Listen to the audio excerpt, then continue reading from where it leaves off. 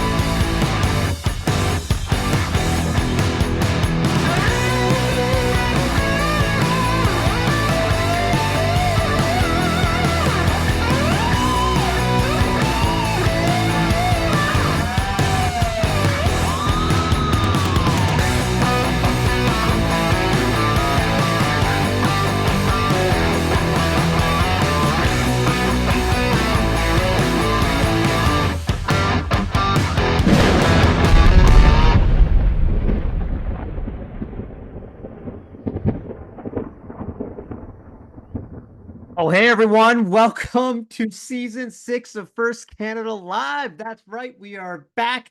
We are better than ever, and we are so excited for this season of robot action.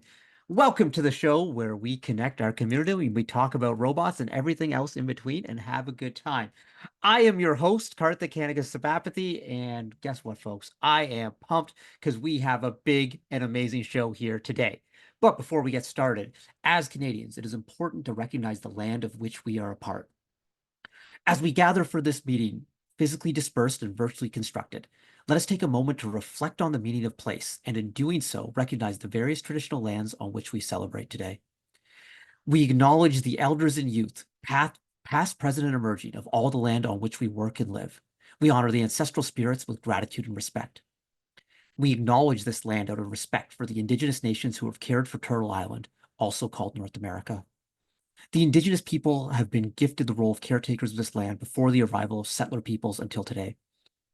But most importantly, we remember the history of these lands and people that have been tainted by poor treatment and a lack of friendship with the First Nations who called Canada home before it was given this name. This history is something that everyone is affected by. We are all treaty people in Canada. We all have a shared history to reflect on, and each of us is affected by this history in different ways. Our past defines our present, but if we move forward as friends and allies, it does not define our future. All right, folks, now I'd like to welcome our Youth Council co-host back for a second year, back on the council once again from Team 18846 Brabotics. It's Daniel Q. What up, Daniel? Oh, Daniel, What up, guys? muted, Sorry. man. Sorry. What up, Karthik? How you doing? I'm doing good, buddy. How was your summer?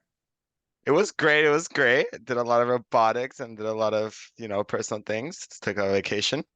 Were you doing a robotic summer camp? Was that it? Were you a counselor? Yep, counselor. How'd that go? How'd that go? Oh, it was great. It was a wonderful experience. I mean, seeing all the kids and having the chance to teach them how to code with the Lego robots was just an amazing experience. What was your favorite moment of camp?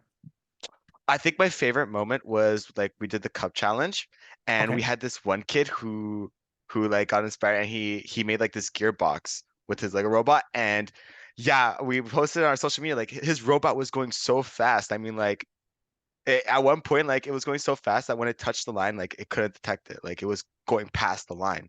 That's It was awesome. crazy. Did you get all the cups? Or did they get all No, the I think cups? he got like half the cups in like 10 seconds. Like it was Okay, okay. Because like the thing with the cup challenge is it's not always about how fast you go. It's about slow and steady to get every single cup, right? yeah. We got some experts on the cup challenge. We'll talk to Dave about the cup challenge. I know he's a cup challenge expert right there. Daniel, thank you for being here. It's going to be a really great show. We're doing some cool things. The biggest thing that we're doing is we are breaking down the new First Tech Challenge into the deep. How excited were you on Saturday? I was so excited. I mean, like I was right here in my room and I had it on my TV watching it, and I was like, I was screaming. Like I saw Yeah. well, I won't get too much into detail, but I mean, it's a really interesting game, and I think it's going to be really interesting to see how strategies progress throughout the year. Yeah, and we're going to be talking all about that. We're going to talk about strategy, but we're going to be a little bit doing more than that because it's not just the game. There's some interesting changes to judging and the such, and we're going to be talking about that. We got a great group of guests. We got some members of Dr. X, our powerhouse team here in Ontario. We got our alum from the Youth Council, Alex, but we also have Rachel Moore, first senior director of the First Tech Challenge for First Headquarters, who's be giving us some insights into the program changes. And of course, we have Lisa Ramraj, our First Tech Challenge program manager here in Ontario, and she's going to be telling us about something that was announced today, but all the venues in Ontario. Daniel, did you hear about where Provincials is going to be? Did you hear about that? Yep. All right, we'll tease it. We'll tease it. Some people probably know already because they've been paying attention to social media, paying attention to their emails, but we're diving into all that. So that's going to be really good.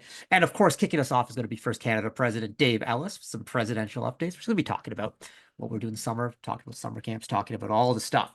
So, folks, just a reminder, if you are watching us live, which many of you are, you got any questions, post them in the Twitch chat. Daniel and I will be doing the best to answer those. If you want to, make fun of my lack of hair or Daniel's haircut, you can do that too in the Twitch channel, but do it graciously professionally. Hey, because we got to remember our gracious professionalism here. It is key. And also, folks, why are we here? We're here to have fun and celebrate excellence in our community. So let's stay positive out there. All right, Daniel, it's a new season, but it's time to talk a little bit about the Youth Council Wellness Moment. This is a tradition on the show. The Youth Council is always concerned about making sure that the young people in this program are doing well. They're staying mentally healthy. They're staying physically healthy. Tell us a little bit about your wellness moment and what you do to make yourself feel better. Yeah, no, of course. So, with the addition of the new season, also just going back into school, right?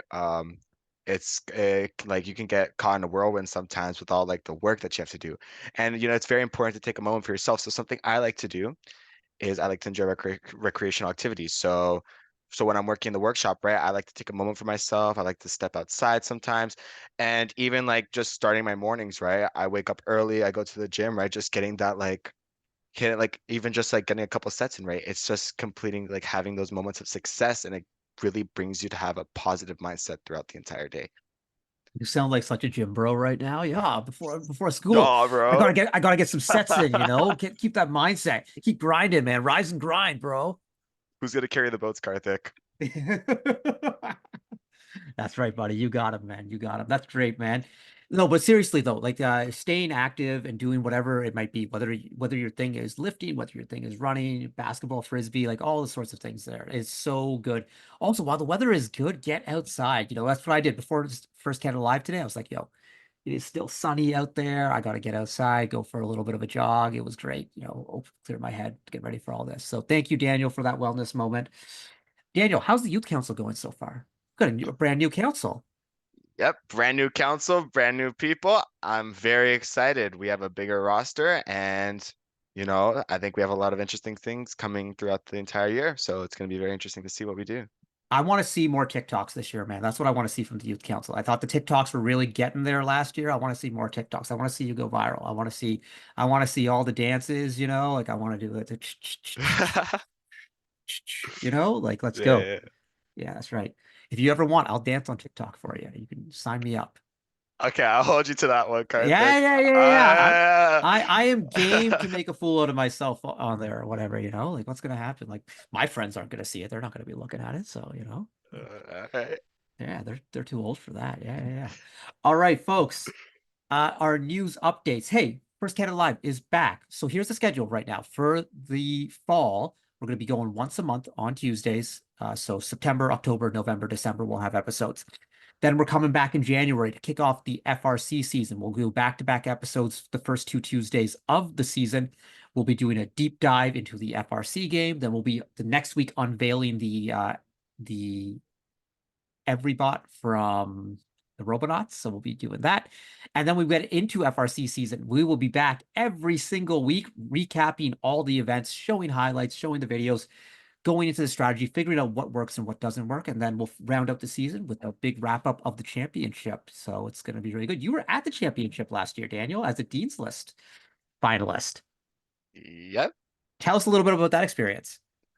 No, it's a crazy experience. I mean, just even getting nominated by your team it just really makes one like feel sentimental. Like, I mean, never in a million years would I have thought my team would consider me for that award. And even winning it at a provincial level, I mean, there were so many like great people, and I'm just so glad that, you know, I was nominated and I won the award. I mean, still to this day, I'm still in shock. Yeah.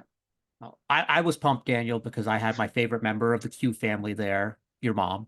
So, Oh, okay. yeah. Your mom's so Yeah. cool. I Big know fan, she big is. fan.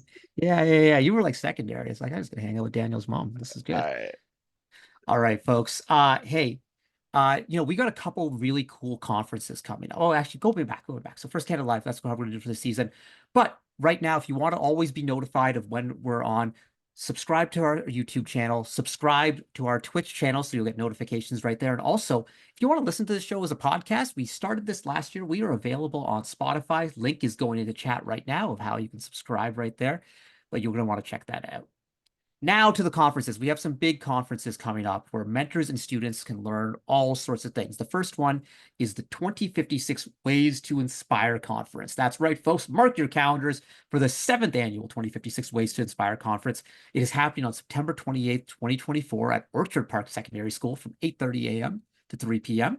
The schedule and sign-up form are going to be released tomorrow. To get those, you're going to want to keep an eye on FRC Team 2056's Instagram at FRC 2056. Link is going in chat, so you can hit on that one right there. So sign up starting tomorrow. There's going to be a barbecue lunch available for purchase, as well as some 2056 merch. So they got some pretty dope merch. But if you want to hear about some of these presentations, okay, well, first off, the youth council is going to be there presenting. Daniel, are you going to be there, or is that going to be like your compatriots? I think it's gonna be my compatriots. I think that day I do have basketball. Okay, So that's okay. That's okay. Well, yeah. the rest of the youth council is going to be there. There'll be demos by 2056. There's going to be a presentation on FTC Sim by Lisa Ramraj, who's going to be joining us in a little bit. There's one presentation you're going to really want to check out. It's called FRC Design in the Modern Era by Tyler Holtzman, who's arguably the best designer in all of First. So getting his insights into what's changed in First over the last 4 years to make design different and how to optimize those constraints. And also a brand new 2056 programming presentation. And anyone know, if you know anything about 2056, their auto modes are just always dialed in. So that'd be a good one for FTC and FRC students to check out. So be sure to head to that Instagram page tomorrow to get yourself signed up. But also, folks, we got another conference, SWAT Posium at St. Mildred Lightbourne School in Oakville is happening on Saturday, October 5th. And if you want all the details for that one, go to www.swat771.com. That presentation, that one's been going on for like 15 years, I swear. I think I presented on that one like back in 2006, so want to sign up for that one. SWAT does some really cool things. Also, folks, ways to stay connected with First Canada. The Ontario Team Slack is a great place to go if you're having questions about getting your robot working or maybe like how to sign up for events. Go to the Team Slack, post a message in one of the channels right there, and there'll be the whole community is there to help. So link going into chat on how you can join that Slack group. And of course, for our alumni, Daniel, this is going to be you in a year. Like this is your last year as a first student, man. I hate to tell you this, so this is the glory year. You got to enjoy it while you can. But that's okay, dude. When it ends, you can come back as an alum and do really cool things. But the way you come back as an alum is you got to sign up for our alumni list. So go to firstroboticscanada.org/alumni, sign up for the LinkedIn group, learn about Alumni Corner, all the things there. And Daniel, this year we're planning a very big alumni social at the provincial championship for FRC, bigger than last year's. So had our first meeting about it today. It's going to be a nicer space and everything, so it's going to be pretty cool. All right. Okay, Daniel, we chatted enough here. Are you ready for our next segment? Are you ready to hang out with Dave Ellis? I don't know, Karthik. I'm shaking here a little bit. All right, I know it's a little bit nerve-wracking, but we're going Yeah. to get through it. But we're going to give you some time. Before we get to Dave Ellis, let's take a look at a word from one of our sponsors, Honda.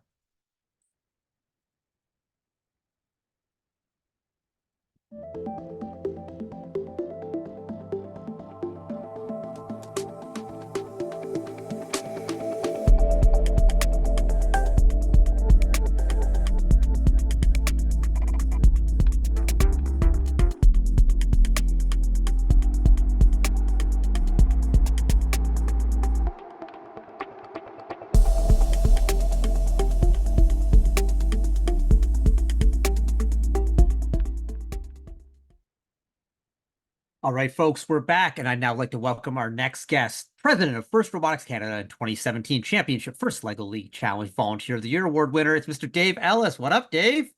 Hey, Karthik, how you doing, buddy? I am doing great. Welcome back to the show. Is this the first time you've been on the show since last year at this time? Did we have you on in between last season? Oh gosh, I can't remember. I was I all think it's last like year. presidential schedule once a year, We Yeah, gotta yeah. get you there for the top. We got you It's as much as pre-booked anybody in. wants to hear from me. Oh, stop. Everyone wants to hear from you. Daniel's shaking in his boots over there, right, Daniel? Yeah, no. How you doing, Daniel? Did you have a good summer? Yeah, I had a great summer, Dave. Yeah. Everything was That's great. awesome. That's awesome. Sounds like the Daniel's camp's been doing a going lot well. of he's been doing a lot of lifting, Dave, He's Oh he's yeah. right Nice. right there. Yeah, he's got a flex. Yeah, flex on him, Daniel. You're making all the crowd fan favorites right there. Dave, how was your summer, man? My summer was good. My summer was really good. It was a little different. My girls were working out in BC, which was new for them, and we would have missed them terribly, but we were away anyway because it was our 25th anniversary. So we went out to Europe and spent about a month in Croatia and Italy. So it was a good time. Very, very cool. Daniel, you were in Europe this summer. Were you in Europe this summer? No, this time I was actually in Colombia. Oh, okay. Other side of the world. Yeah. Good time in Colombia? Excellent time. Got to see some family, got to eat some great food. Best thing you ate Was there, it man? hot? Yeah, it was hot. I think one part it was one part in Colombia. It was like I I couldn't breathe. Like it was hot. Yeah. It was super hot That's in Italy too. uh, At one point, we walked by it. Somebody had dropped an egg on the ground, and it was actually like it had fried on the ground. So that's actually a thing. I've always just thought that was like an urban legend. No, it's true. I don't know if they did it on purpose, but like there was Okay. an egg sitting on the ground, and it was fried up.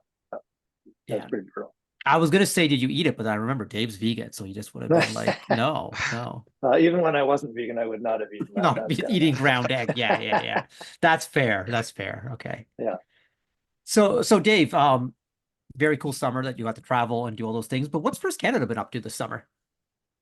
Well, before the summer started, we did a ton of work with Daniel's team and a bunch of others, getting our summer camps ready. So a couple of years ago, we got a grant, and that was to implement these camps. And we did 10 in their first year. It was a pilot year. And then this year we did an additional 10 in Ontario. And we did 2 in BC, 2 in Alberta, 1 in the Yukon, and 1 in Nunavut, which was an unexpected bonus. And so it was awesome to have 26 camps running, thanks to this the foundation that provided the funds for it. And the idea behind it really is to see our teams becoming self-sufficient with funding, because it's a funding source for them. It's a leadership opportunity for the team. Like Daniel was there. I stopped by the school at one point when they were running their camp, and saw him not only leading the kids that were at the camp, but also his own teammates that were there too. He's one of the senior guys on the team, so that was good to see. So it's a leadership opportunity for them, and then it's also a farm system building. Right, you've got these kids that are coming that are between 9 and 14, they're first leg league age, and they're getting trained up in what kind of FIRST is. It's all based around the first leg league program, and they're learning the coding for autonomous, learning how to build. You just heard Daniel talk about the gearbox that one of the kids made. These are skills that the kids are developing leading into potentially a first leg league team in their area.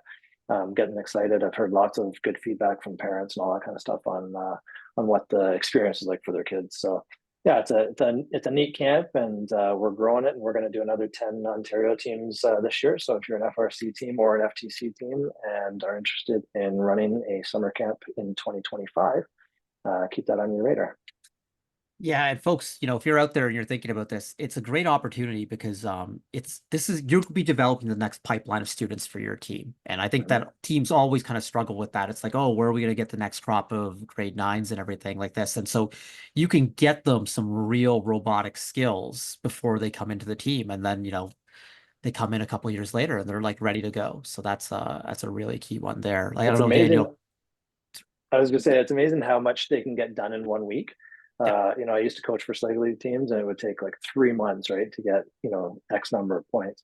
And then I'd run the camp with the kids, and within a week, they've accomplished just as much as we did. I mean, they're working all day long on it, but still, it's pretty incredible. Daniel, I don't know what your experience was like. Were you impressed with the teams, the kids that got stuff done? Did they get a ton of the missions accomplished?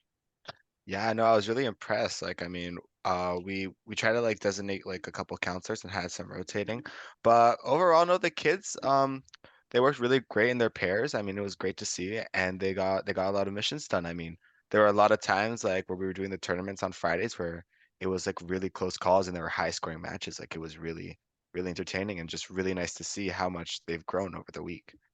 Yeah, it's awesome. Daniel, you got a question for Dave? Yeah. So, Dave, what are you excited about for the upcoming First Canada season? The upcoming First Canada season. Well, I mean, it's always the start of a new season is always exciting, right? The start of anything new is exciting, but when you have, we just had the FTC challenge released in August. We had the FLL challenge released. Obviously, in January is FRC. When that new season drops, and there's all that kind of fervor around, like, oh my gosh, like, look at the challenge. What are we going to do? How are we going to accomplish this? What is everybody else going to do, and how can we beat them? And I think that that excitement is really energetic, and so I always look forward to hearing from teams early on in the season when they're really ramped up about what's going on. I was talking to a coach over email yesterday, and she was saying that her team is just like horses waiting at the gate, just like waiting to go as soon as the game was launched. They were building and stuff. So that's exciting, right, to see the new start to the season. I'm always interested to see how the game also plays out, because I think there's lots of times where we look at the game early on and we're like, oh, I think this is how it's gonna, this is how it's gonna work. And I remember the designer for First Lego League that used to design the challenge. He's not around anymore, but he used to talk about the fact that he would like design this challenge and think like, there's no way the kids are going to figure out how to solve this one mission, right? And then within like a month, he'd get shown that 4 or 5 teams around the world were posting videos of the teams beating the challenge. So I think that's always exciting to see how teams come up with different ways of solving the problem, and outside of the box and outside of what I would have thought originally, which is kind of cool. I'm excited about our alumni. Karthik was mentioning it to you. You're in your last year, right? So it's kind of a bittersweet moment of like, it's exciting and it's fun to be in your final year, but it's also usually as that year starts to wind down, it's like, oh my gosh, it hits a reality that high school is over and first is over. But as they say, whenever a door closes, another one opens, and your in person on the team persona is going to change into something else. Maybe volunteering, maybe mentoring, maybe taking a break for a few years while you focus on school, whatever it is. But I'm excited about our alumni stuff and what we're doing. Jaylene Kashelsky is doing an awesome job engaging with our alumni and thinking up creative ways to get them involved and keep them connected with us. So I'm excited to see some of the stuff that's going on there. And then our FRC event schedule. We're adding a new venue this year, so that's going to be exciting. We're at Niagara College. I don't know if you saw that, Daniel, or not, but we're expanding to Niagara College this year, so pretty excited about that and seeing how that plays out. And then provincials. I thought provincials last year for FRC was really good. I thought the new venue gave us opportunities to try new things that we had never done before, like an ed forum and the skilled trades booths and the alumni alley, And really cool lighting, there. like the Even the party cool lighting, lighting. yeah. Oh my goodness, Yeah, that was yeah. crazy. The lighting on the field is pretty cool. Like it was like Worlds with 2 fields instead of the 8 fields or whatever it is for Worlds. So I thought it was pretty cool.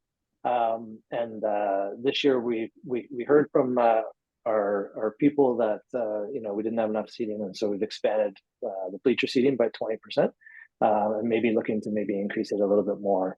Hopefully up to maybe 35% increase. So I'm excited about that, because I think that was kind of the one thing that was a bit of a myth last year. So we're looking forward to improving on that and having another exciting FRC provincials. And then speaking of provincials, Daniel, we've got FTC provincials at another new venue this year. We haven't, and I don't want to steal Lisa's thunder, but for since 2020, when we started FTC in Ontario, we've been at a different venue every single year. So I think Lisa's going to be excited to potentially call this one home for a while. So I won't steal her thunder on that one, but those are some of the things I'm excited about. Hey, and Dave, going back a little bit about the summer, but we'd be remiss if we didn't talk about all the cool stuff that happened at the CNE. Oh, yeah, that's true. Yeah, the CNE is an awesome event. I don't know, Daniel, if you got down there this year, but this is the first year I haven't been down there in a long time. Partly because I was away for a good chunk of the summer and then had to do a lot of catch up. But yeah, it was just a good opportunity for us to showcase the brand down there to thousands and thousands of parents and kids, and I had a lot of people write me and be like, "Hey, First, I see First down there. Like, what are you guys doing down there?" So I thought that was pretty cool. And when people that I didn't purposely send down there contact me and say that they saw stuff going on, and they're sending pictures and that kind of stuff. So that was kind of cool. Like, yeah, that's us.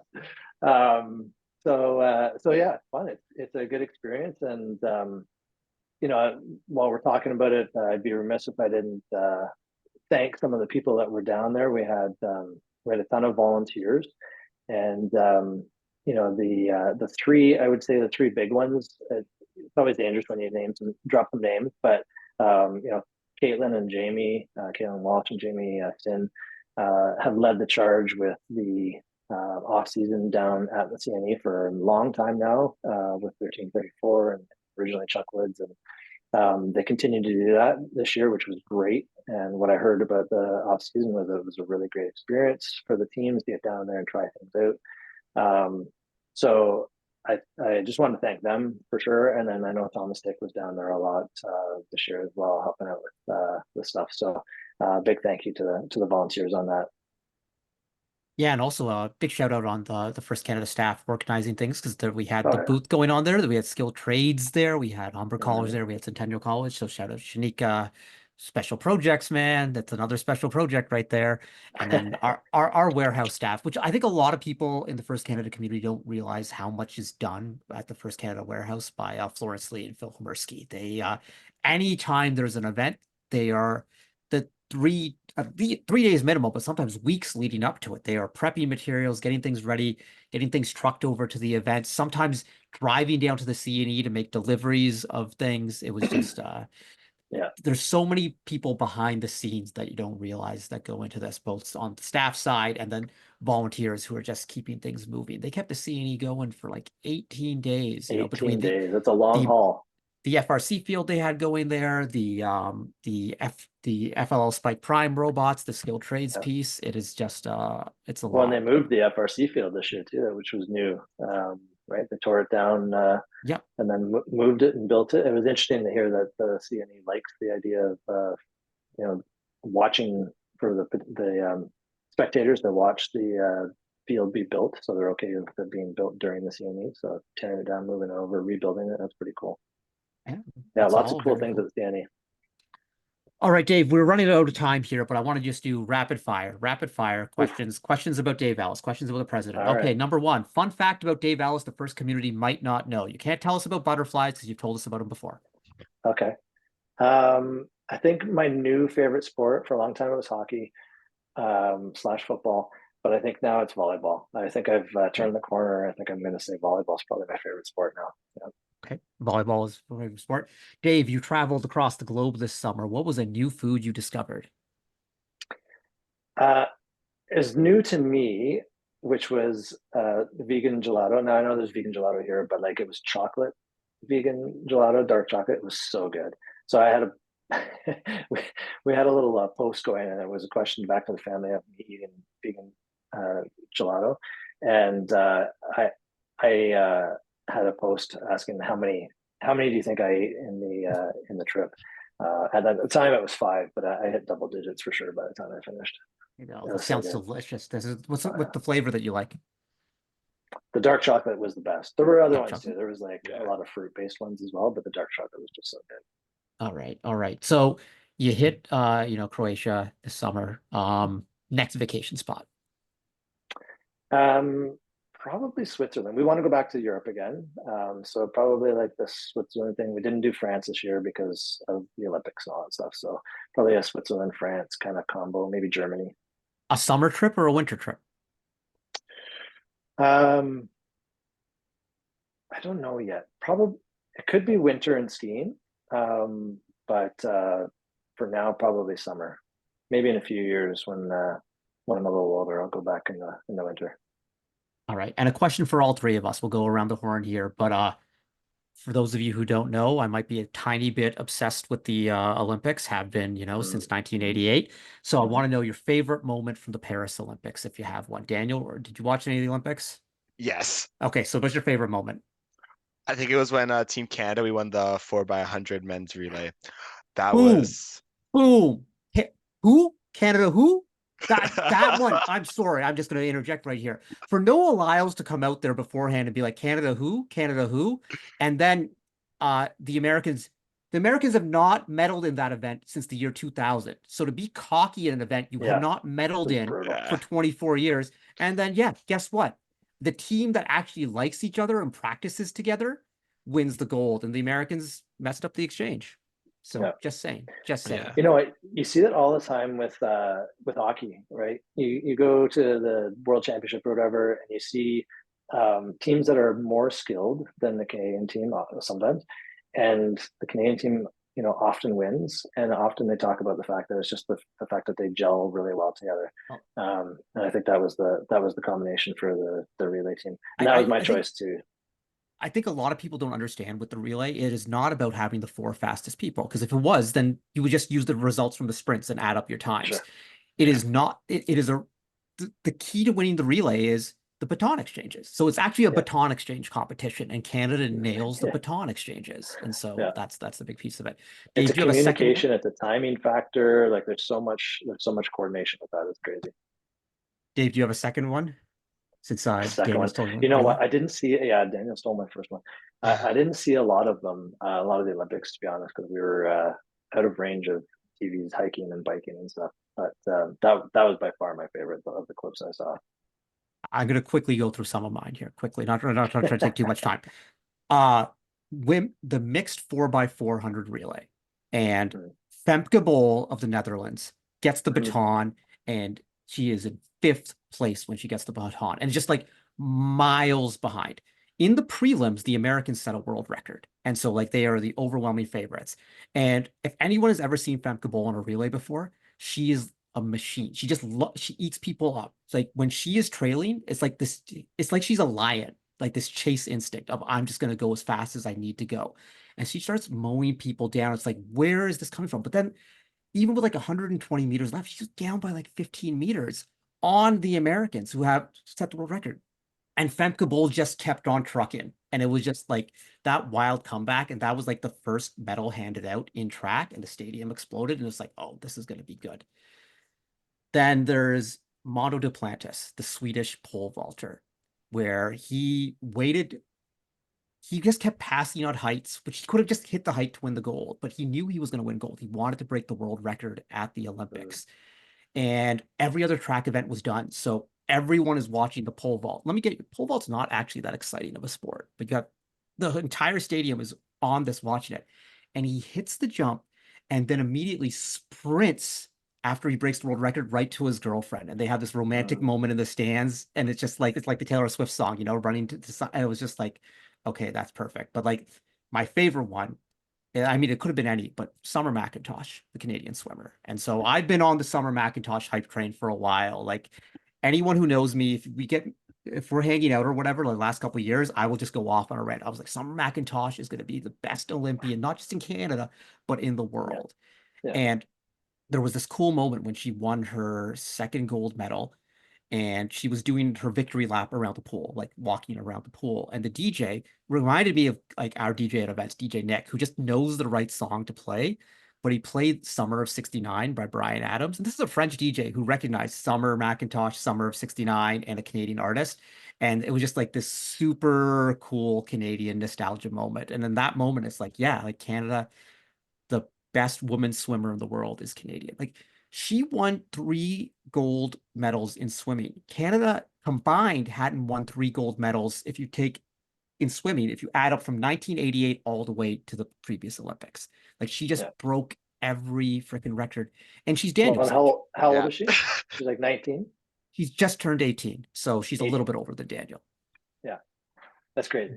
Best athlete, best athlete in the world. It's her poise too. Eh? When you hear her interview, it's crazy. She sounds like she's, a professional athlete that's been doing this for 15, 20 years. Built for the moment. And like, if you tie everything back to first, but reminded me of a first kid, just how composed in the moment. It's just like kids you see when they're interviewing with the judges. You're just like, that is not that they're like a CEO. It's like a mini CEO sort of deal or whatever. So it was fantastic. Love the Olympics. That's why I get so excited about First Championship every year, because it's like the Olympics of robotics. So it's the same sort of vibe, and that's why we get excited for all these things. All right, folks. We've gone on here, and I know everyone wants to talk about FTC. We're going to talk about FTC in a moment. Dave, thank you for joining us. Thank you for being here. Always great. And very excited for the next year of what's going to be happening at First Canada. So it's going to be a fantastic year. Can't wait. It's going to be a good one. All right, folks, we're going to be back in just a moment talking about FTC. That's the First Tech Challenge, after a word from one of our sponsors, Enbridge.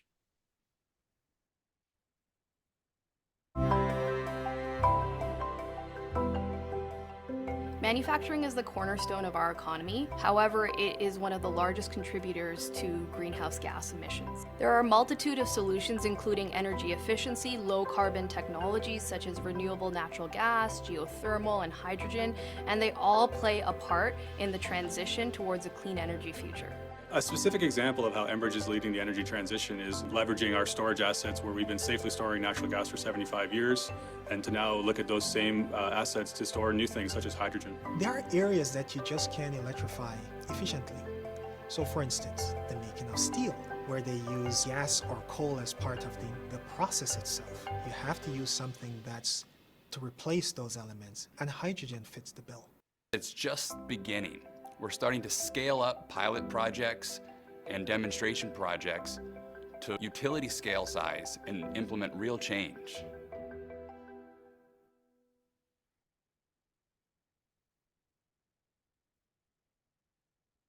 All right, we're back, folks. Thank you, Enbridge. And now, Daniel, it's ready to time to talk FTC, First Tech Challenge. I know you're the First Tech Challenge junkie.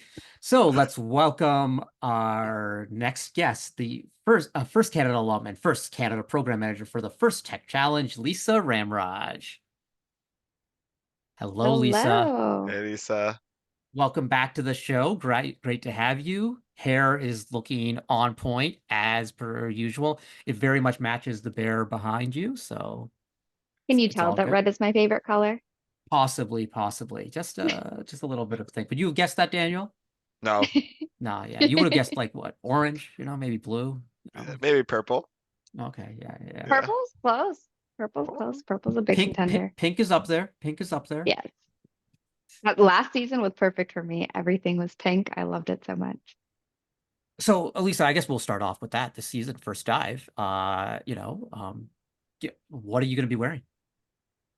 I have a lot of blue outfits coming. That is the plan. Okay. Blue, pearls, under the sea, kind Ooh, of mermaid pearls. vibes, like red hair, mermaid. Yeah. We love a there we go. theme. We love a Yes. theme. There we go. Themes are good. All right, Lisa, we have a lot to talk about. So lots going on in the First Tech Challenge world. First off, we announced the location of all the qualifying events. So maybe let's take a look at them on the screen right now. Lisa, you want to tell us what we got going on? Yes, super excited. I think this is a count of 10 qualifiers for the season, all the way from November to February. We added one extra week. Please note that there is a chance in the next couple weeks we add an additional, maybe one or two qualifiers, just depending on how many teams qualify. We want to make sure that as many teams as possible have a home location for an event where they don't have to travel too far. So we're going to be keeping a close eye on those registration teams and just like inquiries to see if we need to add one or two more. But these are the ones that are confirmed. This looks really exciting. Like Lisa, we got events all the way. You go as far east as Ottawa, as far west as Windsor, and as far north as Sudbury. We really are spanning the province. We love it because the best way to get more schools and more teams involved is to have an event closer to them. So we're really doing a push out in Ottawa this year, getting more events in the GTA because that's just where our teams are. But as we grow, we keep keeping an eye out on where teams are, so that we can make sure everyone gets to experience this. So just looking at the calendar, you talked a little bit about the new Ottawa event, but Waterloo, that's new as well, right? Yes. It's kind of like it's a cool middle between a lot of different areas.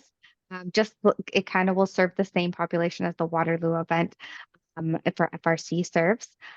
It's going to be run by FRC team 3683. We're super excited. They put on really great events. They've been an FLL host for a long time now. And they just do so much in the community in general. So like there's a lot going on November, December. Then we come back and we're off for the holiday break, and there's a couple events January 11th. Then we take another break in there, and that's to make sure students can study for their exams and everything and get ready. Yes, study for your exams. After the 11th, take a break, focus on exams, and then right after you're done, I am so sure everyone's going to jump back into robots. That was literally me as well. And so then February 1st, the North Scarborough Qualifier, which was a big event last year. It was, I think, the biggest event we've had. So there's lots of options here. Daniel, what events do you want to go to? Let's see. So my team are still discussing that, but one we are excited for is the North York Qualifier, which will be hosted by my team. It's our first time doing it, and we're super excited. We just hope that everything goes smoothly, and obviously it's the first qualifier, so we hope it's a great event, great way to start off the season. But one I'm really excited for, probably Waterloo. I know Waterloo has always been like a great spot for competitions in FRCA, and I hope, this year we also have the same with FTC. Very intense, very fun matches. Well, I'll got one thing to say about that. Water. Lou, Lou, Lou. There we go. That's how we do. That's how we do. It's going to be great. Hey, folks, if you want to sign up for these events, Daniel's team says they're talking about it or whatever. What do you have to do before you can sign up for these events, Lisa? So to be event ready to sign up for an event, teams have to be fully registered, which means paying their registration fee on their dashboard. Lead Mentor 1 and Lead Mentor 2 have to be assigned to the team and they have to complete their youth protection screening. There's going to be a bunch of reminders that go out over the course of the next weeks to get that done. And event selection will take place in October via a series of Google Forms. I know that seems very like a low tech, but it's the best way that we can do it. And all teams will get to select an event in round 1, and then and based on where they get in on that, we're going to open a round 2, and then they can select their second event. And if we have spots open, it'll probably be like a wait list sort of thing for teams to put their name on for a third event. That's fantastic. That's very exciting. So folks, mentors on the call, get ready for that piece. Students, remind your mentors to do these sorts of things. But we also have something to take a look at because we have a venue for our provincial championship. So maybe, Heather, you want to bring that slide back up and go to the second slide? Did I put a second slide in there, Heather? Maybe I didn't. Maybe we'll just talk about it. Sorry, I'm just kind of remembering how I did this. Yeah, let's just talk about it. Lisa, where are we going for the provincial championship?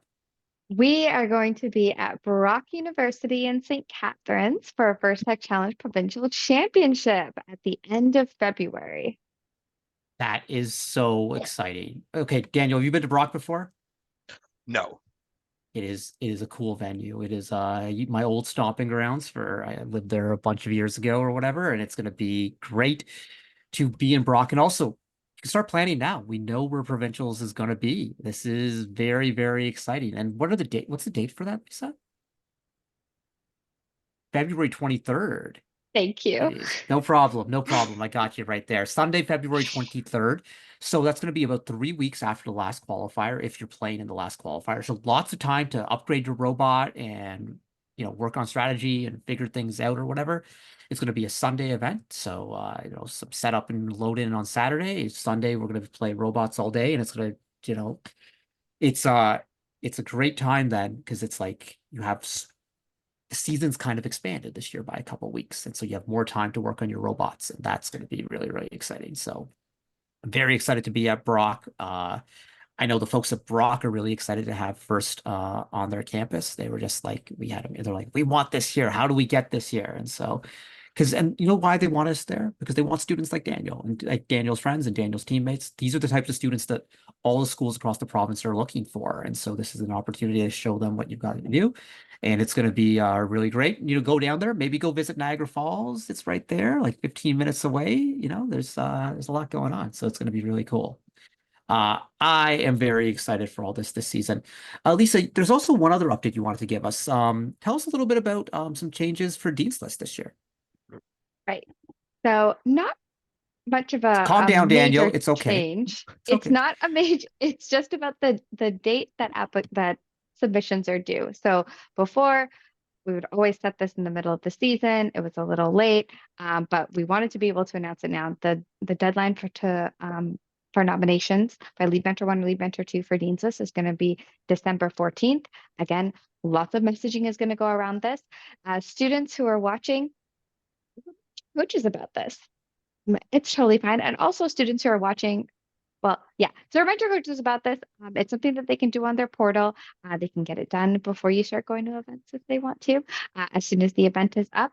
And then that will give us enough time in December and January to get all our judges and set up interviews and all of that. So before, the deadline used to be a little late in January, which didn't give us too much time in between when the submission was and provincial. So this is just, we're anticipating having a lot more submissions because we have some amazing students. And now a lot of our coaches have been doing this for a couple of years. They understand what's going on. There's always a lot on their plate too. So they'll have a little bit more time to really recognize these students. And we've heard from Daniel how monumental being nominated was and being able to win at the provincial level.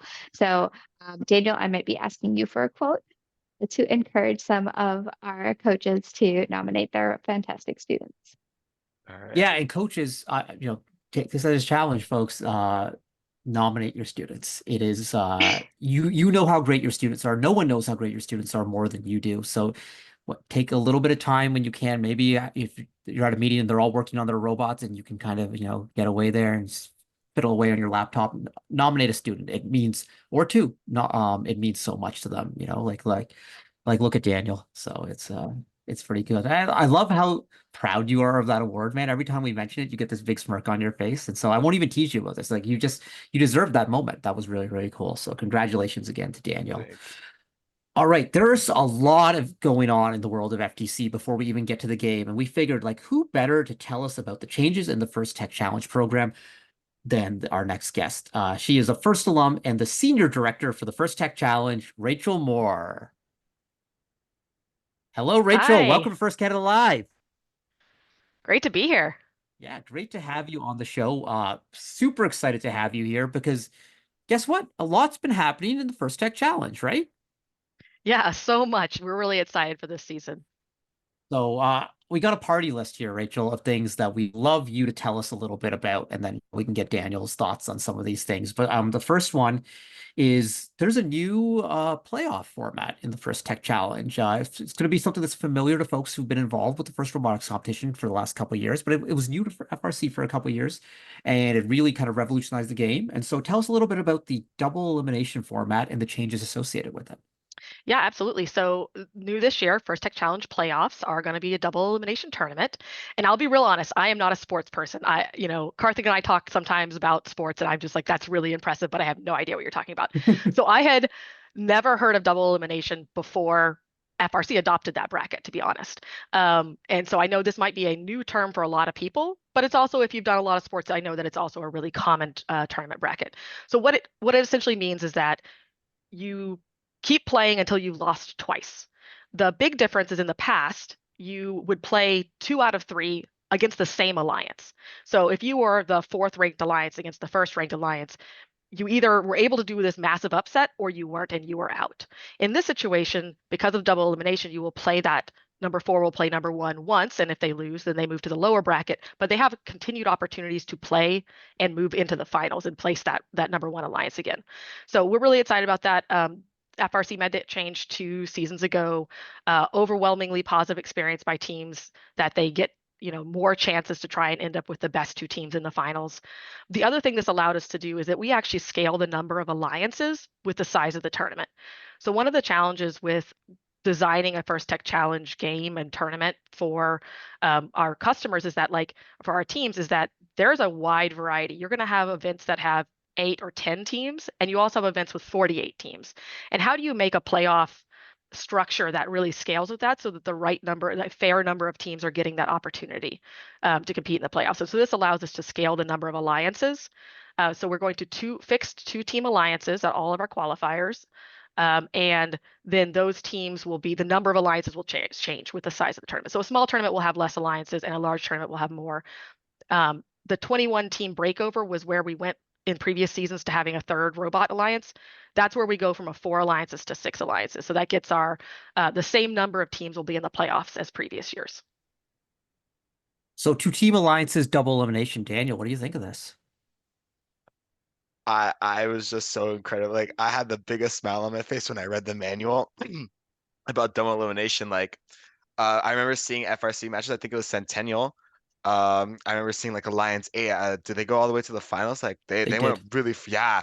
Like, I mean, in double elimination, anything can happen. So it's really, really neat. And, we've seen it where sometimes teams, like, I'll tell you, last year at the provincial championship, I went, I was talking to the number 4 alliance before, and I'm like, hey, you really excited here for the playoffs?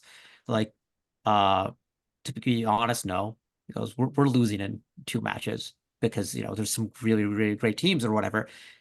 It's going to be different this year, that you have a different path and you can try different strategies and you can change things up. And that's really, really neat. So, a big fan of how this is going. And so now we have this new playoff structure, Rachel, but playoff structure leads to advancement. And so there's some changes that have gone on to advancement that I think are really promising for the community. So what are these changes?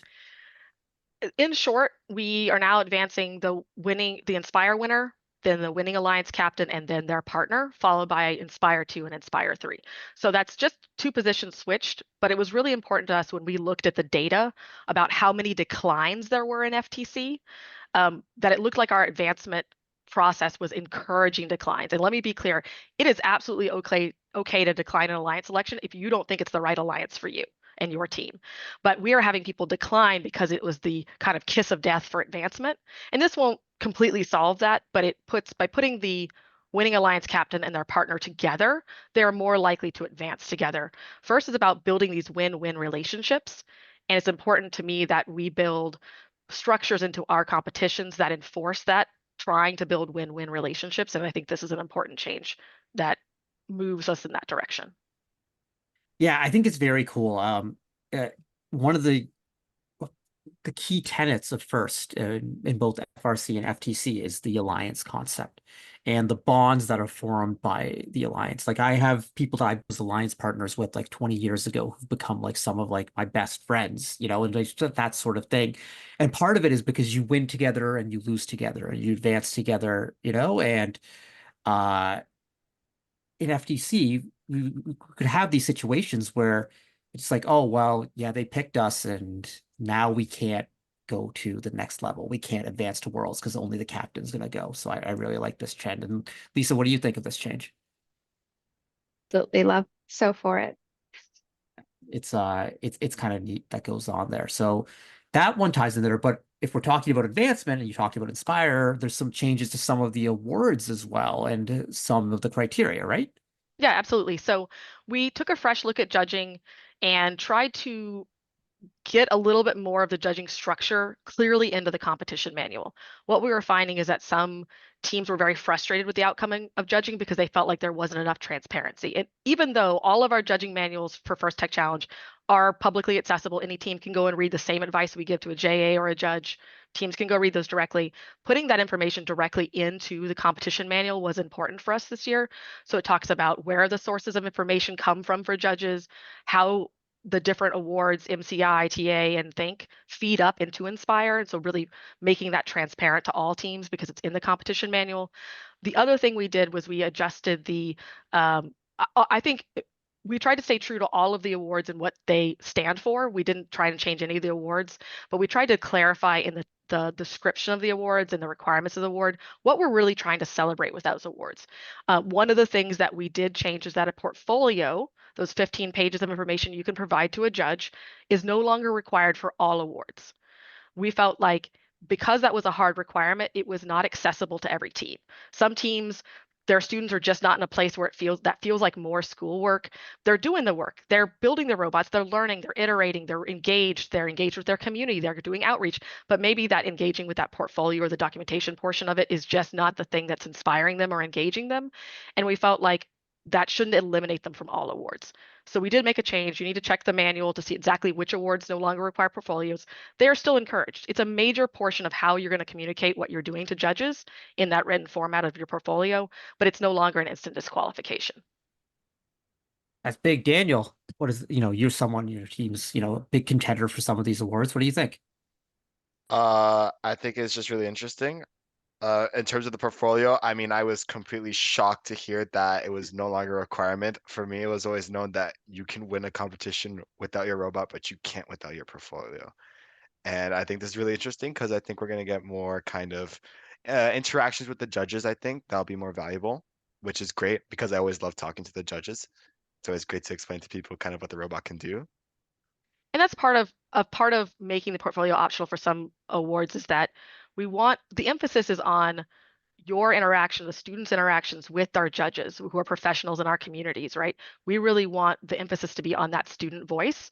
And the student voice does come through a written document, the portfolio, but it also is really important in that formal interview and in the PIT interviews. And we don't want teams who are excellent in both of those other categories to be eliminated because someone didn't print it, someone didn't turn it in. They didn't have a person that just wanted to do that. And nobody wants to force a teammate to write this document, right? There's a lot of reasons why it's just, we trust our judges to understand and work with our teams, and we trust our judges to select teams that are good examples of these awards that we want to celebrate. And this really is freeing them to do so. Yeah, and I think the other thing, Rachel, that I hadn't thought of, but this gives the judges more time to spend time with, the teams and talking to them and having those conversations. And I think that's going to be cool for the judges and definitely cool for the students, to meet those folks. The last one we wanted to chat with you a little bit about, Rachel, is the concept of team updates. So, Yes. new concept, right? A new concept for a First Tech Challenge, yes.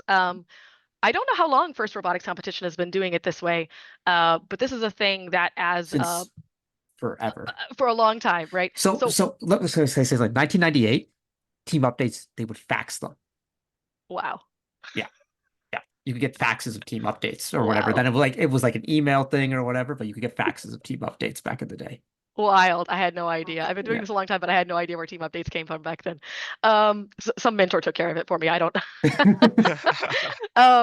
So yes, team updates are, they're going to come out every other week, and they are basically merging changes that may come about through Q&A or gameplay issues that we discovered during the season and merging those into the competition manual. So the competition manual will be updated throughout the season. A team update is a summary of those changes.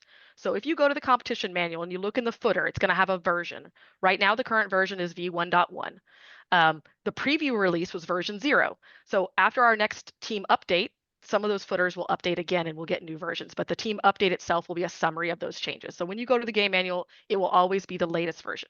What this means is Q&A still exists. We still want teams to use it. We still want teams to ask questions, but you're never going to be in a situation where a Q&A supersedes the manual.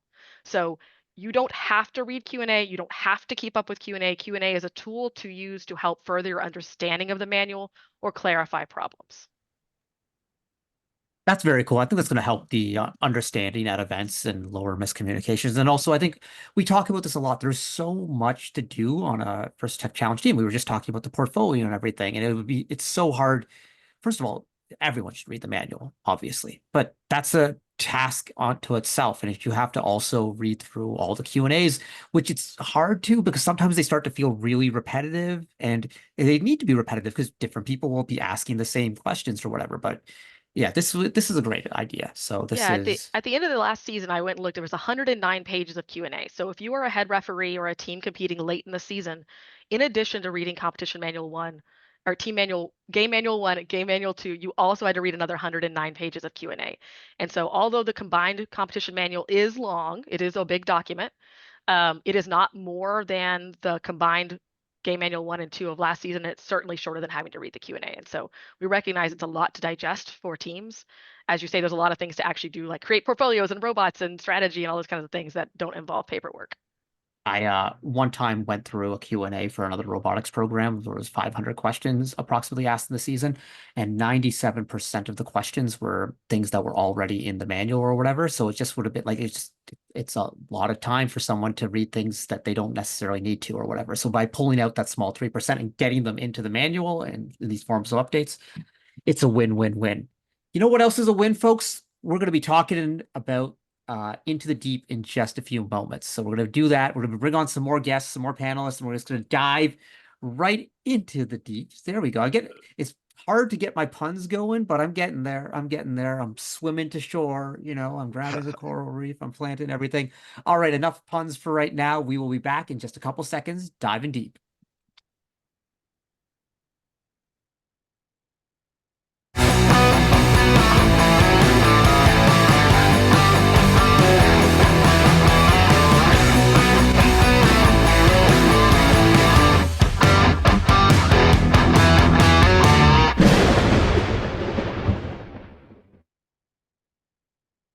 All right, folks, let's do this. Let's welcome our guests. First, we have Alan Y, a grade 11 student, and Arthur X, grade 10 student from Dr. X. Their program is 5-time back-to-back provincial champions, and one of their teams last year was 2024 World Championship finalists. That's right. Superstars right there. And we also have a First Canada Youth Council alum and current McMaster University student, Alexander Miller. Welcome back, Alex. Thank you. So excited to be back again. Glad to have you, Arthur. Alan, how's it going? Good. Just excited for the new season, honestly. Yeah, it is really, really cool. So folks, like right now, people across the North America, they're gathering to watch a debate. We're going to debate about the real things that are important right here, and that's called Into the Deep. So let's take a look, first of all, to start off with a segment of this year's First Tech Challenge game animation. Play. Let's do it. And leave your cameras on for this so everyone can see our faces to your reactions and things. Robots must be built from materials specified in the competition manual and fit within an 18-inch sizing cube. But after the match starts, robots may expand, but may never horizontally exceed a 20 by 42-inch rectangle. The primary scoring element is a plastic sample, 1.5 square by 3. I knew I was underwater. So let's kill this I right now. just didn't realize I was this. All right, and maybe let's let that ad play in the background, and then we'll come back with the video in just a second. No worries right there. But okay, hey, already showcased it. We'll talk about this a lot, but 20, oh, we're good again. So let's go back. Thank you. There are 20 samples for the Red Alliance, 20 for the Blue Alliance, and 40 Yellow Alliance neutral samples. Another game element is the clip. Each alliance has access to 20 clips.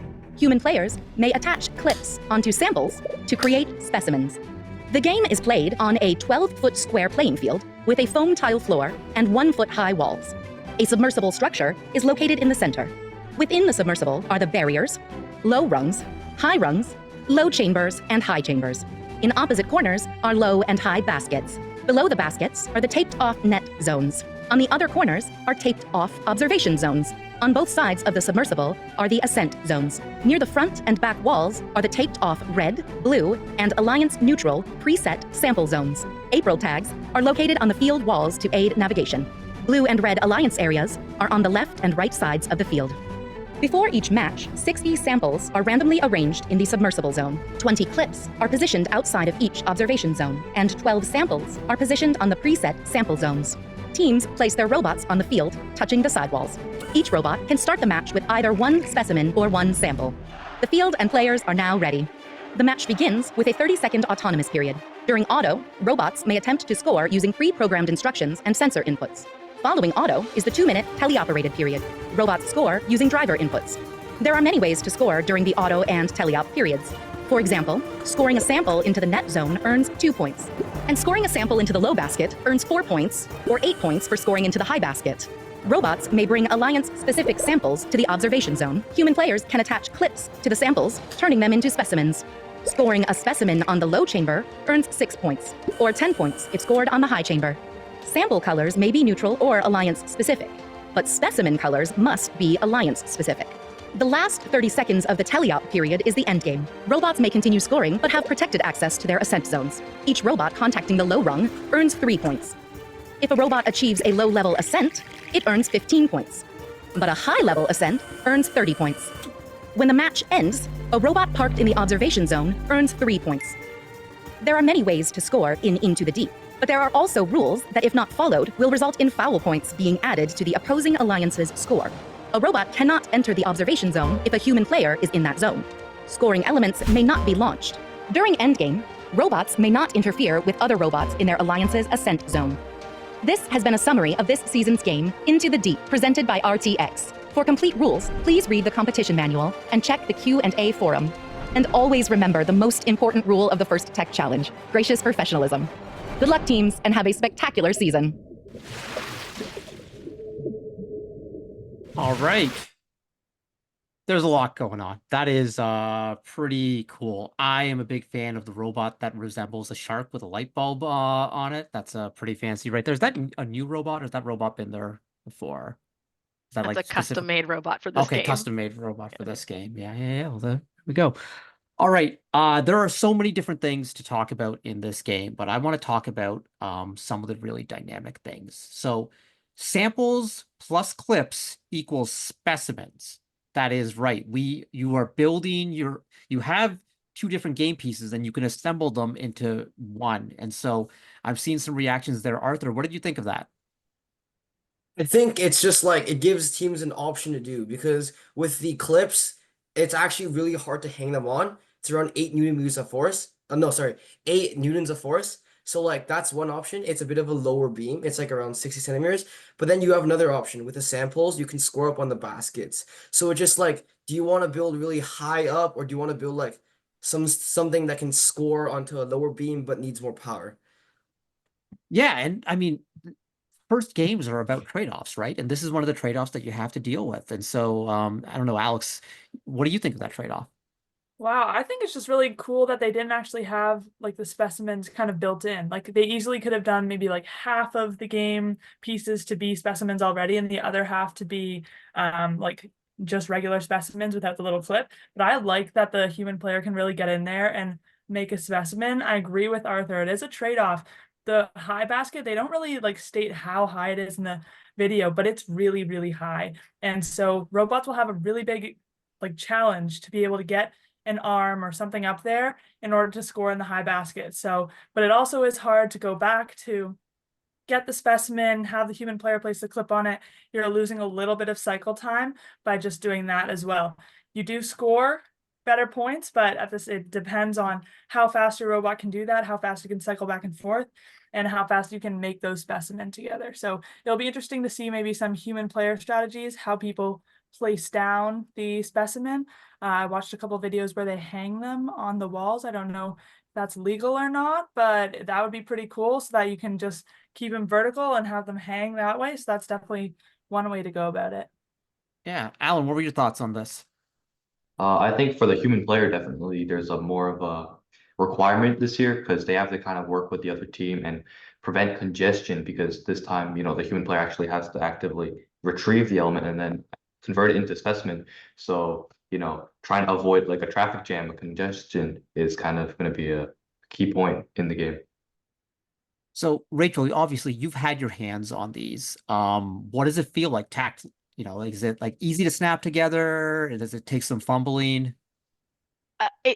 Part of our design requirement is that it had to be able to go together with like the average middle school kid dexterity. And we did like test on a few of tested on my toddler. He's still not quite old enough to do it, but he gave it a good try. So it is intended to look hard, but be easy. They're not that terrible to put together. They're a little harder to take apart. But I think a practiced human player should be able to put them together real quick. Daniel, first instinct, are you want to focus on specimens or do you want to focus on samples and baskets? Well, I just think since, with the samples, you could have both the option of blue and yellow samples compared to specimens where they're alliance specific. Although it is a 2-point bonus with the specimens, I do think going with the samples just might be a little bit easier just because you have more options. There are more samples in play for scoring and also just, really a 2-point difference. I mean, later on, yeah, we'll see if it really matters or not. So, you know why I like this challenge? Because it forces people to do some math and to do some analysis. Because normally it's just like you look at cycles and it's like points per cycle. But the specimens introduces a different dynamic where it's not a single cycle. But is it 2 cycles? Maybe it's something in between. And you've got to figure out exactly how that's valued, and then also think about the distance traveled required to do this sort of thing, because you have the clips, but the samples are all in one spot that is hard to get to. And so I'd love thoughts on how are you going to get to those samples? Yeah, so sample specimens. I'm still working through the terminology here, but through the samples in the submersible, because you can't drive in there. Well, it's not easy to drive in there. Yeah, well, there's like that 5 centimeter barrier there. I think it goes around all sides. So that just completely like gets rid of the possibility of a push bot, unless you can maybe like drive over the barrier. So like you have to think about having like something to go over that barrier, like maybe a claw or like anything like an intake or something. And then that just introduces it just forces teams to have to like think, oh, like this barrier's there. What's the easiest way, or like something that works consistently or well that I can use to like get over that? Yeah, and just adding to that is that they do have a new rule about horizontal extensions. And kind of the first thing you'd see when you look at like a barrier that's surrounding a bunch of game pieces, do you think, hey, I can just have like a horizontal extension over it for easier access. So I think it's really cool that they added in that rule to kind of take away that possibility and make teams think a little more like outside of the box how they're gonna try to fetch those game pieces. Yeah, because I think if you don't look at that 20 by 40 inch extension limit, you just would say like, oh, I'm just going to gluten free this game. And, you know, and what I mean by that, for those of you who remember, gluten free just was the team just could just extend across the whole field and just sit in one spot and just kind of do that thing. You're not going to be able to do that here. You're going to have to move. You're going to have to get around here. But I got a random question. Do we see any robot drive into the submersible this year? No? Arthur I saying think no, Daniel saying accidentally no? we're gonna have a couple. I think Okay. I think we're gonna see some stuck robots. Yeah. There's a lot of things to consider this year with like the hangs. Thinking about how tall you want your robot to be, thinking about how wide you want it to be able to hang next to someone. So getting all of those together. So I think we might have a couple slips into the area that might leave some teams stuck just accidentally, whether collision or not. But yeah, I think that'll be pretty cool. Yeah, it's you know, always when there's these like areas where it's like it's really hard to get to, like someone's always like, oh, I gotta go in there, you know, it's like I gotta stick my finger in the pencil sharpener, I gotta see what's happened. So it's you know, sorry, you guys probably don't have pencil sharpeners in your classrooms, do you? No. I used to in middle Okay, school, high school. I there we did. go. I Makes don't me know feel a about little bit anymore, better. but Make me feel a little bit better. Pencil sharpener was a place to go hang out. You know, you line oh up for the yeah. pencil sharpener, yeah. you go talk right there. Yeah. Someone gets that. Lisa's just like, Karthik, stop, please. Lisa, what is your thoughts on this samples in the baskets versus specimens in the chambers? Put your strategist hat on. We like the options that it gives. But yeah, this is the time that has to be crunching numbers. And it's like, this is where I'd be calling you or Rishi to make me a bunch of different charts about like cycle times and like points and time per cycle and things. So I really think it's really fun to like prototype, like what would you do for these two different things, but then really break it down. It's like, okay, only have a finite amount of time. What am I going to prioritize? And look at it from the math perspective if that's your goal. And you know, when you talk about that choice, that trade-off, or maybe you're going to try and do both or whatever, I think it's also got to play into how am I going to integrate an ascent into this piece right there. And let's talk about the ascent, because it is not a normal climb where you just grab and pull up. It is a multi-stage climb. And I know, Arthur, we chatted a little bit pre-show, but you got some thoughts on this. So I think one key thing about the hang, it's a bit different from the center stage hang, because with the center stage hang, you can move around like under it, like anywhere. You could start anywhere. But this year, the rules actually say you can't start from inside the submersible, which is where all the samples are. So you have to go from the outside, and you can't really like center yourself in the middle like that, because they're actually in line, the hang bars. So you would have to like design something to go up, but you also have to account for all like the swinging. Then maybe if you swing, your robot's like tilted now, so it's too tall to like hang up completely. So there's a lot of factors there that you got to think about. Daniel, first thoughts on the ascent. I think it's just like the first thing I thought of was infinite recharge. I mean, with the climb, but since this time it's basically just at the same level, like it's parallel. I mean, it might be proved to be tricky because also you have to first hang at level 2 before you can even start level 3, which means teams will have to account for how the robot is after that second climb, where they might have to put that mechanism if they want to use a dead hook. I mean, might be really interesting to see how teams solve that problem. Alex, you're out of the game now. You're an alum. So I want to know, when you saw this hang, were you like, oh, I so wish I could do this? Or like, lad, that's not my problem. No, I think it'd be really cool to do it, especially after going to the FRC provincials where they had like the jumping robot and different ways they could tackle it that definitely aren't available in this game because of the parallel bars. That's something really cool. So I'm kind of glad that I don't have to figure that out on my own, because a 2-stage climb for a little FTC bot is definitely something that teams will have to figure out with. We might even see some new game pieces from like different FTC partner like developers to see some like maybe powerful motors or things to kind of introduce new parts of the game to get us up to the second stage. But definitely looking back at other FRC resources, looking back at last year's, how people hung that way. And honestly, this is a big part of the game. Last year, there was hanging, but you also had the option to do plane launches and other things during endgame. So this is definitely like one of the biggest ways to score in the game this year. So I think it's really interesting. So here's the tip of the day, folks. For those of you, don't expect you to know every single past FRC and FTC game. You're not robot boomers like Rachel and I, but there was a very cool game called Ultimate Ascent. It was the FRC game in 2013, and that had a 3-stage climb that teams had to do with a pyramid in the center of the field. Go on YouTube, take a look to see some of the things there. Now, some of those climbs will not apply because it's just not going to work because of the style or whatever, but take a look to see. And also, that game had an extension limit, just like this game does. And I think it's going to be really, really important that you, Lisa, what's the most important thing that these teams do? Read the manual, and oh wait, like one more thing, like read the manual. Specifically the pieces about the 20x42 extension limit. There's some really great images in there to kind of showcase what's allowed.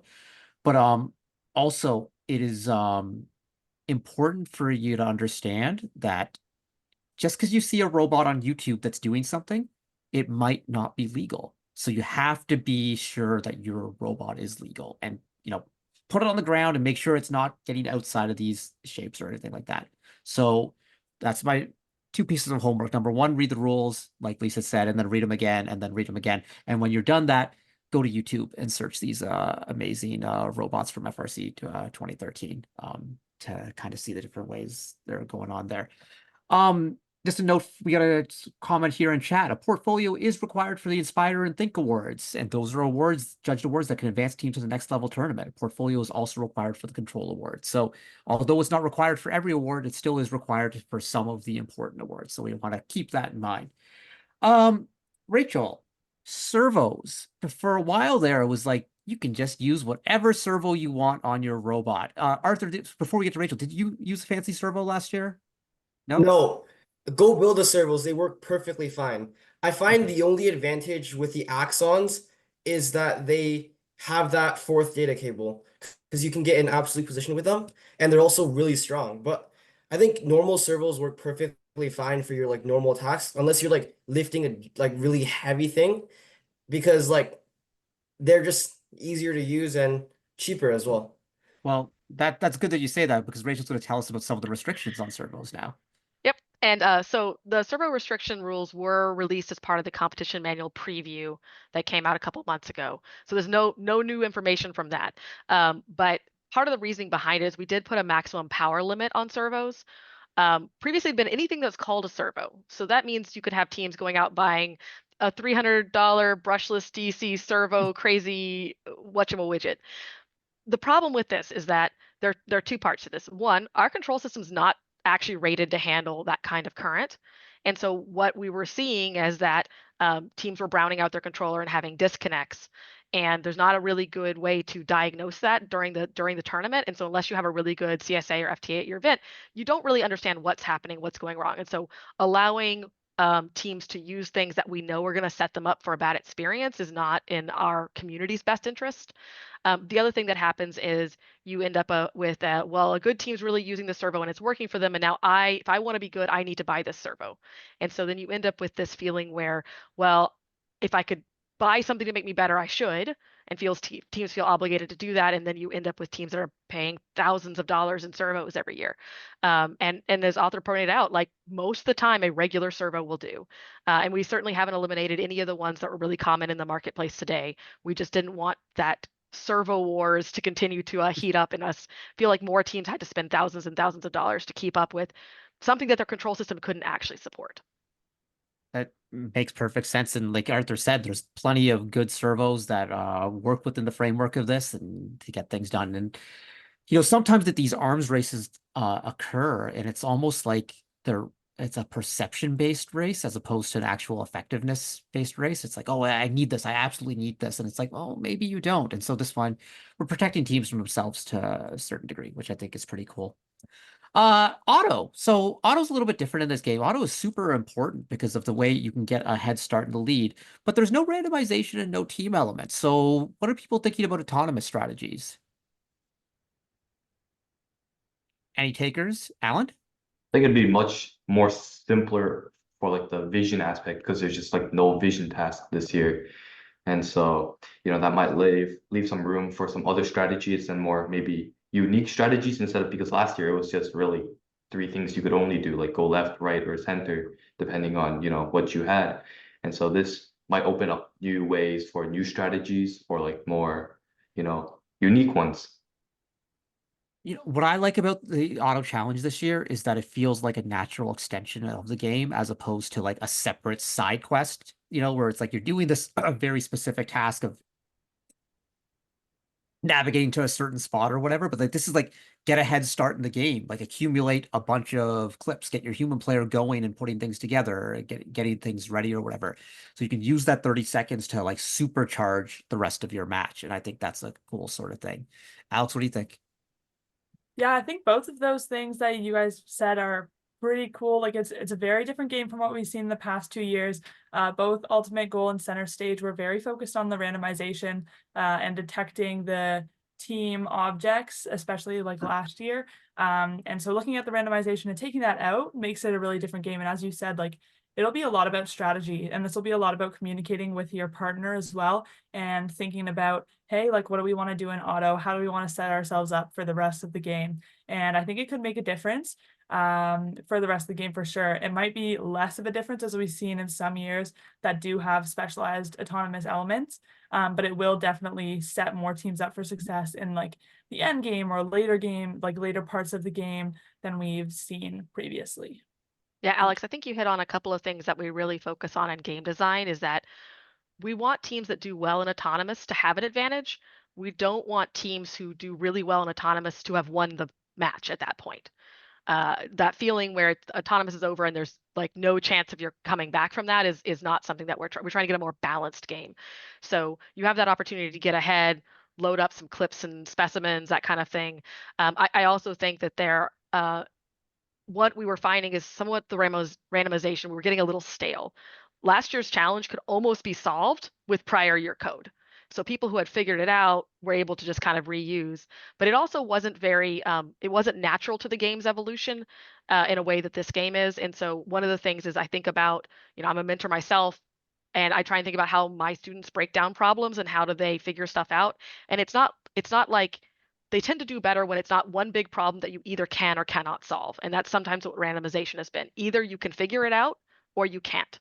And so we're looking for this autonomous. I'm very excited to see some more evolutionary learning, which is, okay, well, step one, can I go park? Or step one, can I go and push a sample somewhere? Can I pick up a second sample? Can I pick up a third sample? Okay, now that I've done my preload and the 3 set samples out there, can I go to the submersible and get more?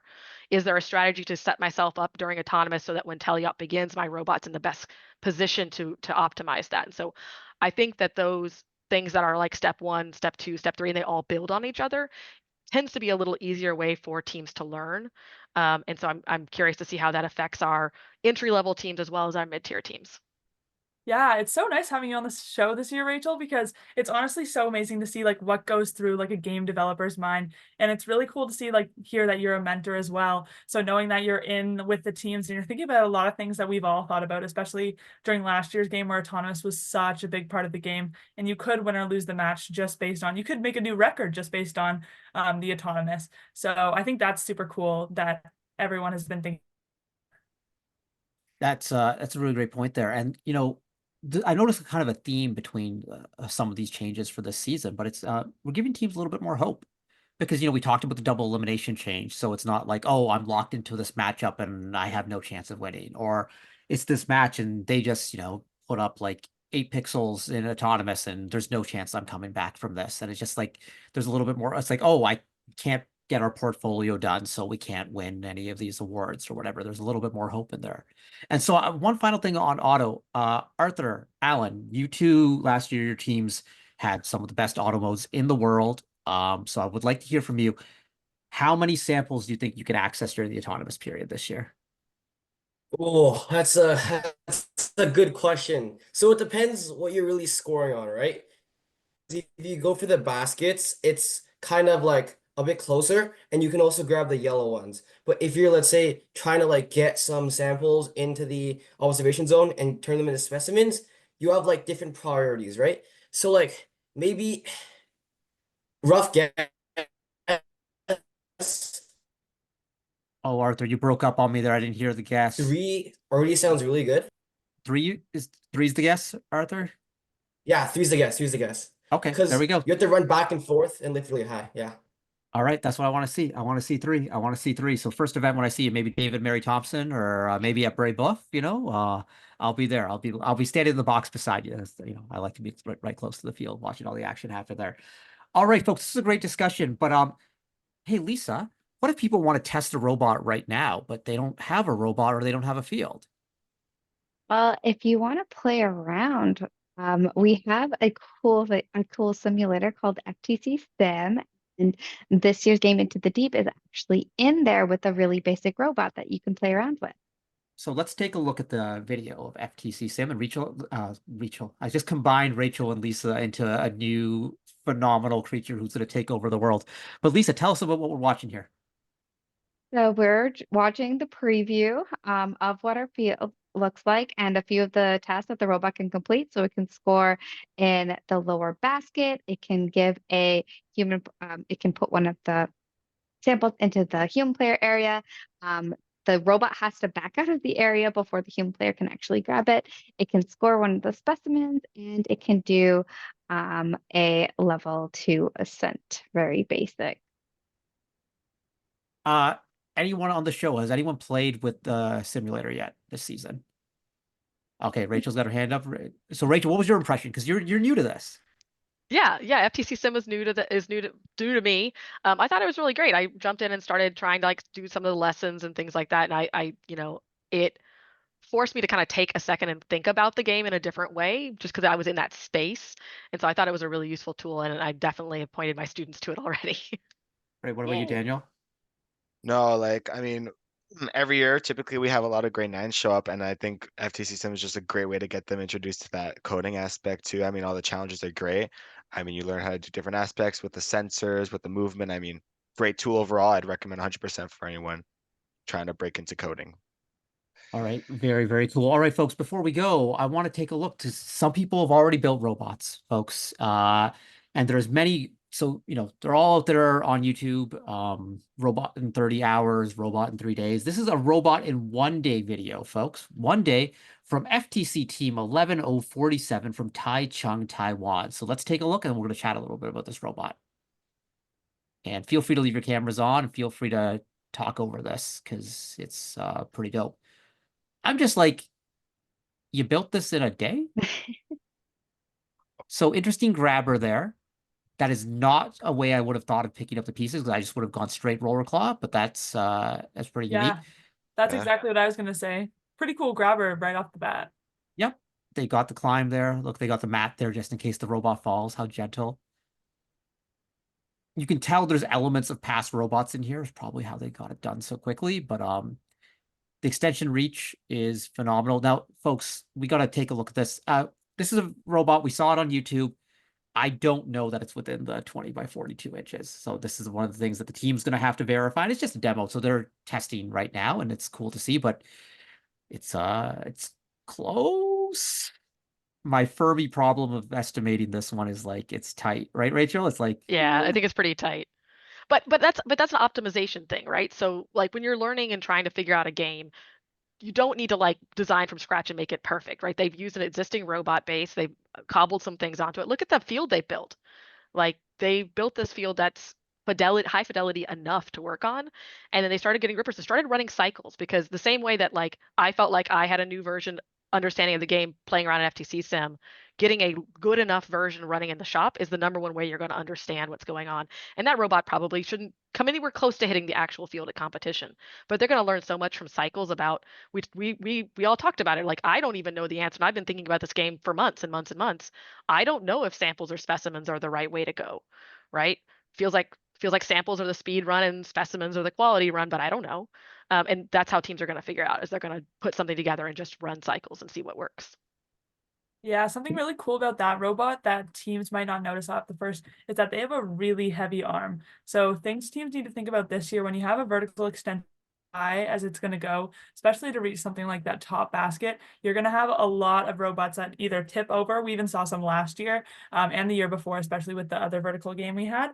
But seeing robots tip over and having that balance between like a wider robot and having one that won't tip over from vertical will definitely be something that teams need to think about a lot. That is very, very cool. All right, folks. That robot is intense. I'm really excited what's going to happen this season. Thank you everyone for joining us. This has been really, really great. And so this is really good. Any final thoughts from anyone? Good luck to all Okay. the teams, and I'm so excited to see how you guys solve this challenge. All right, folks. Well, hey, folks, we went a little bit over time. We started a little bit late, but that's because there's so much excitement. Thanks to everyone for being here. We've had a great day. Folks, as you head into the season, let's remember a couple things. Number one, read your manual. Number two, remember why you're doing this. This is a competition, but at the same time, you're learning along the way. You're meeting people, you're making friends, you're doing these sorts of things. So remember your gracious professionalism as we proceed through the season. And folks, we will be back in 1 month time for another episode of First Canada Live. And we're working on something. We might be revealing the FTC Everybot in 1 month from now. So we're just working on that, working on behind the scenes on that, making that happen. But join us again in a month and we will talk to everyone soon. Bye now.